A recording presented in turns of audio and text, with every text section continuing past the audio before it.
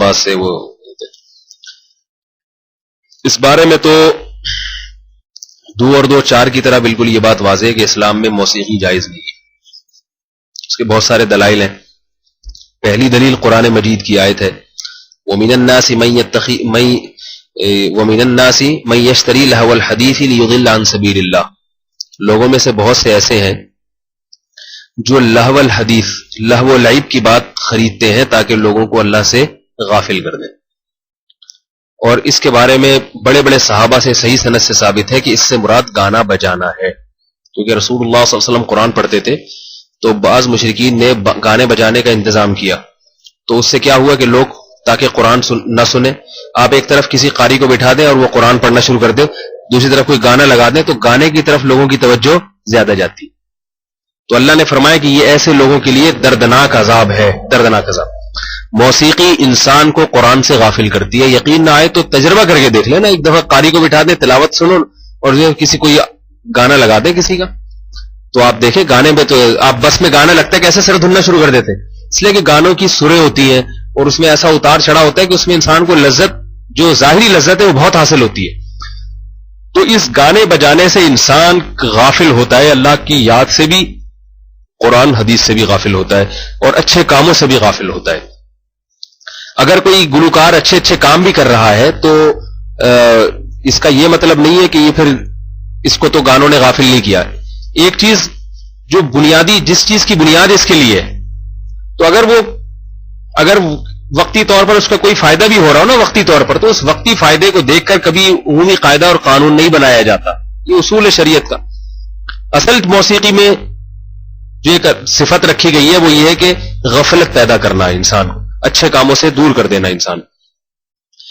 دوسری بات یہ کہ یہ دلیل اگر کسی کی سمجھ میں نہیں آتی، اول تو آنی چاہیے، قرآن کی آیت ہے، اس کی تفسیر میں صحابہ کے اقوال ہیں.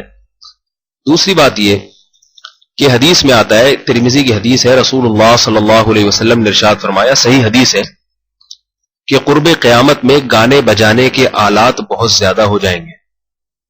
اور آپ نے قیامت کی نشانیوں میں سے یہ نشانی بتائی کہ میری امت میں بھی بہت سے لوگ ایسے ہیں جن کی شکلیں بندر اور خنزیر کی بنا دی جائیں گی، سور کی شکلیں، اور زمین میں دھسنے کا عمل بھی ہوگا، زلزلے بھی آئیں گے اور طوفان بھی آئیں گے.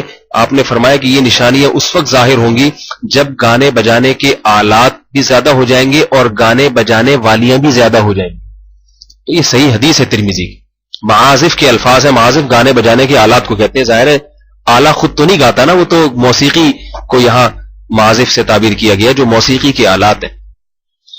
تیسری بات یہ، وعلیکم السلام، تیسری بات یہ کہ اگر موسیقی کی اسلام میں گنجائش ہوتی تو موسیقی کی دھن ایک ایسی چیز ہے جس کی طرف ہر ایک کی توجہ جاتی ہے، ہر ایک کی توجہ. یہ انسان کو وقتی طور پر ریلیکس کرنے کا ایک سستا اور بہترین آلہ ہے. وقتی طور پر انسان اس سے ریلیکس ہو جاتا ہے. جیسے شراب پی کے وقتی طور پر فٹ فاٹ ہو جائے گا، نہیں ہو جائے گا، وہ الگ بات ہے، اس کے پھر نتائج آہستہ آہستہ بھیانک نکلتے ہیں. تو موسیقی سن کے بھی وقتی لذت بہت حاصل ہوتی ہے، اور وقتی لذت کی جتنی بھی چیزیں ہیں ان کو ہر دور کے انسان نے اختیار کیا ہے، ہر دور کے انسان نے. یہی وجہ ہے کہ آپ دیکھیں گے کہ ہر قوم میں موسیقی کا رواج رہا ہے. تو اب سوال یہ پیدا ہوتا ہے کہ صحابہ کرام میں سے کسی ایک صحابی سے بھی ثابت نہیں ہے کہ انہوں نے کوئی ایک بانسری بجائی ہو موسیقی کے لیے. تو اگر اسلام میں اس کی اجازت ہوتی تو یہ تو ایسی مرغوب چیز ہے کہ 1,24,000 سے زیادہ صحابہ، ان میں کوئی تو موسیقی کا استعمال کرتا ہے ریلیکس ہونے کے لیے. شراب پیتے تھے وہ لوگ، جب اسلام نے منع کیا چھوڑ دی. اور اسلام اور پہلے گانے بجانے والیاں بھی ہوتی تھی. غزوہ بدر میں کیا ہوا ہے؟ غزوہ بدر میں جب ابو جہل آیا ہے لشکر کو لے کے تو باقاعدہ موسیقی کے آلات بھی لایا اور ناچنے والیاں بھی اپنے ساتھ لایا. سب ناچے گائے اور جو ان کا ایک فنکشن تھا انہوں نے کیا لڑائی سے پہلے تاکہ قوم میں جوش پیدا ہو. صحابہ کرام میں سے کسی نے یہ کام نہیں کیا. تو جس چیز کا داعیہ موجود ہو پھر بھی وہ کام نہ کیا جائے تو یہ اس کی علامت ہوتی ہے کہ اس کام پر پابندی لگی ہوئی ہے. سمجھ رہے ہیں بات کو؟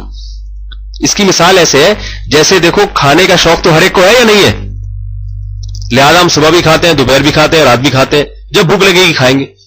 لیکن رمضان میں کیا ہوتا ہے، کوئی غیر مسلم آئے دیکھے کہ یار یہ نہ صبح کا ناشتہ کر رہے ہیں، نہ دوپہر کا کھانا کھا رہے ہیں، نہ شام کی چائے پی رہے ہیں، کچھ پیش کرو ان کے سامنے تو بھی نہیں کھاتے، تو وہ کیا کہے گا؟ لگتا ہے کہ ان پر کوئی پابندی لگی ہوئی.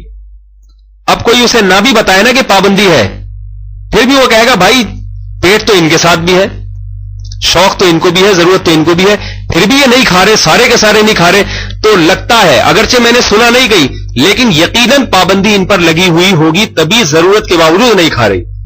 تو اگر ہمارے پاس بالفرض کوئی بھی قرآن کی آیت نہیں ہے، کوئی بھی حدیث نہیں ہے موسیقی کے حرام ہونے پر، تو سوال پیدا ہوتا ہے کہ اسلامی تاریخ میں صحابہ کرام کا اتنا طویل دور، نبی علیہ السلام کی 23 سالہ زندگی، صحابہ کرام کا اتنا طویل دور، کوئی ایک صحابی، حالانکہ دل موسیقی کی طرف ہر ایک کا مائل ہوتا ہے جو بھی بشر ہوگا، تو اس کے باوجود بھی کسی ایک صحابی نے ایک بانسری تک کا استعمال کیوں نہیں کیا؟ اس کی علامت ہے کہ ان پر پابندی لگی ہوئی تھی اور وہ انہی آیات اور ان حدیث کو پابندی سمجھتے تھے۔ تو ہم کون ہوتے ہیں اس کو جائز قرار دینے والے؟ اور حقیقت یہی ہے کہ داؤد علیہ الصلوۃ والسلام کی چونکہ آواز بہت خوبصورت تھی، اس لیے ان کی آواز کو موسیقی کی دھنوں سے بعض لوگ تعبیر کر دیتے ہیں، جیسے موسیقی کی دھنیں ہوتی ہیں نا، جھوم جاتا ہے آدمی، تو بعض لوگوں کی آواز بڑی شاندار ہوتی ہے، تو داؤد علیہ السلام کو تو معجزہ ہی آواز کا دیا گیا تھا، اتنی خوبصورت آواز تھی کہ وہ پرندے ان کی آواز سن کے ٹھہر جایا کرتے تھے، اور جب تلاوت کرتے تھے تو پرندے ٹھہر جایا کرتے تھے، انسان اور جنات کھڑے ہو کر سنتے تھے، تو اس لیے ان کو جو ہے نا وہ اس سے تعبیر کیا جاتا ہے۔ اس کا یہ مطلب نہیں معاذ اللہ کہ وہ کوئی بانسری لے کے بیٹھتے تھے یا کوئی موسیقی بجاتے تھے، یہ پیغمبر کی بہت بڑی توہین ہے، پیغمبر پر بہت بڑا بہتان ہے، اللہ تعالیٰ اس کی سے حفاظت فرمائے۔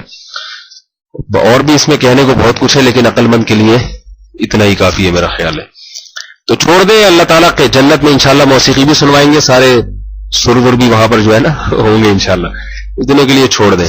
باقی یہ کہ موسیقی اچھی لگتی ہے وہ فطرت ہے، انسان فطرت ہے، فطرت کا مطلب یہ کہ جو بھی سر والی آواز ہوگی اس کی طرف انسان کی طبیعت مائل ہوتی ہے۔